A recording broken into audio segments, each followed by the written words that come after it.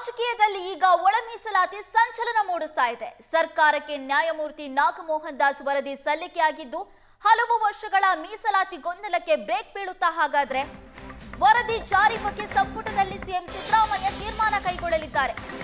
ನಾಳೆ ನಡೆಯುವ ಕ್ಯಾಬಿನೆಟ್ನಲ್ಲಿ ನಿಲುವು ಪ್ರಕಟ ಮಾಡುವಂತ ಸಾಧ್ಯತೆ ಇದೆ. ವರದಿಯನ್ನ ಅಂಗೀಕರಿಸಬೇಕಾ ಅಥವಾ ಬೇಡವಾ ಅಂತ ನಾಳೆ ನಿರ್ಧಾರವಾಗಲಿದೆ. 5 ಭಾಗಗಳಾಗಿ ಒಳ ಮೀಸಲಾತಿ ವಿಂಗಡಿಸಿದ ಆಯೋಗ ಕಾನೂನು ತೊಡಕು ರಾಜಕೀಯವಾಗಿ ಎಲ್ಲ ಸವಾಲುಗಳನ್ನು ಎದುರಿಸಲಿದೆ. ವರದಿ ಜಾರಿಗೆ ಎಡ ಮತ್ತು ಬಲ ಸಮುದಾಯಗಳಲ್ಲೇ ಅಪಸ್ವರ ಕೇಳಿಬಂದಿತ್ತು.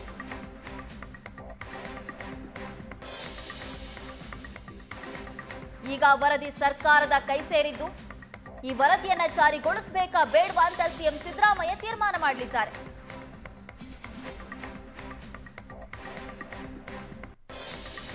ರಾಜಕೀಯದಲ್ಲಿ ಈಗ ಒಳ ಮೀಸಲಾತಿ ಸಂಚಲನ ಮೂಡಿಸ್ತಾ ಇದೆ.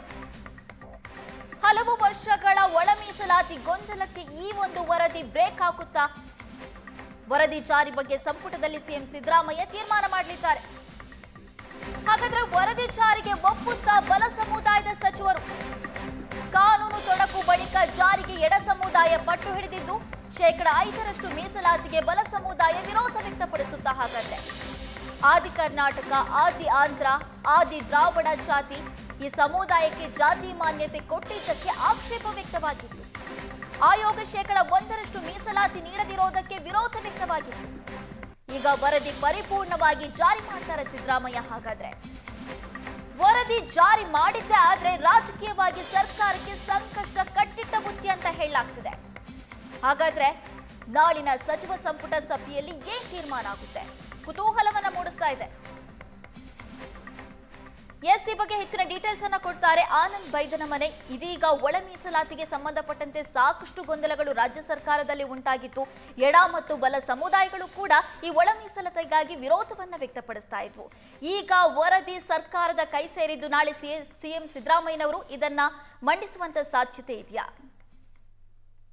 ನಯನ, ಸುಪ್ರೀಂ ಕೋರ್ಟ್ ಆದೇಶದ ಹಿನ್ನೆಲೆಯಲ್ಲಿ ಒಳ ಮೀಸಲಾತಿಯನ್ನು ಜಾರಿ ಮಾಡುವ ಸಂಬಂಧಪಟ್ಟಾಗ ರಾಜ್ಯ ಸರ್ಕಾರ ಕ್ರಮವನ್ನು ತೆಗೆದುಕೊಂಡಿತ್ತು. ಅದರ ಹಿನ್ನೆಲೆಯಲ್ಲಿ ನ್ಯಾಯಮೂರ್ತಿ ನಾಗಮೋಹನ್ ದಾಸ್ ನೇತೃತ್ವದ ಒಂದು ಆಯೋಗವನ್ನು ಕೂಡ ರಚನೆ ಮಾಡಿತ್ತು.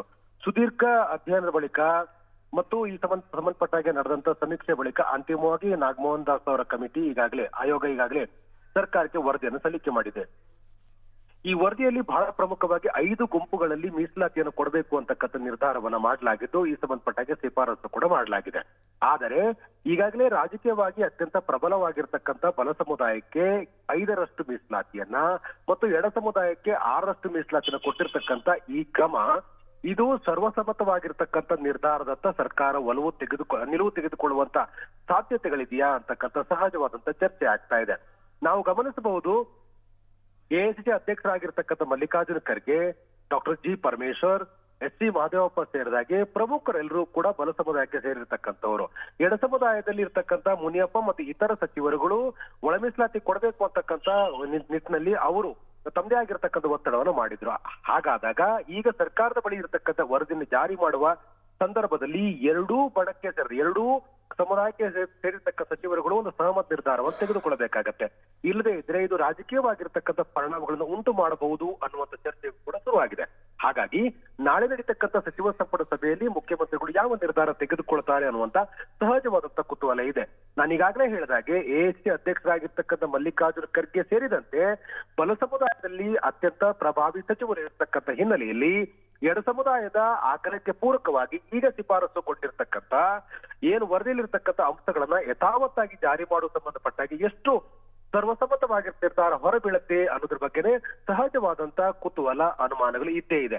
ಹಾಗಾಗಿ ನಾಳಿನ ಸಂಪುಟದತ್ತ ಎಲ್ಲರ ಚಿತ್ತ ನೆಟ್ಟಿರ್ತಕ್ಕಂಥದ್ದು.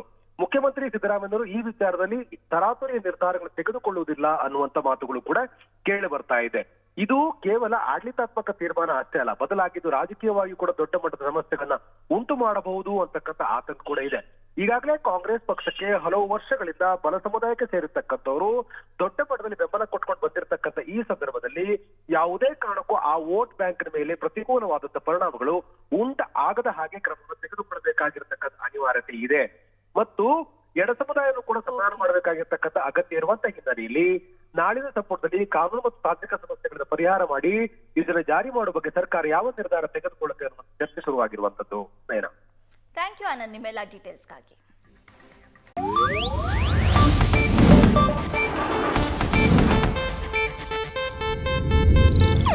ಇದು ಏಷ್ಯಾನೆಟ್ ನ್ಯೂಸ್ ನೆಟ್ವರ್ಕ್ ಪ್ರಸ್ತುತಿ.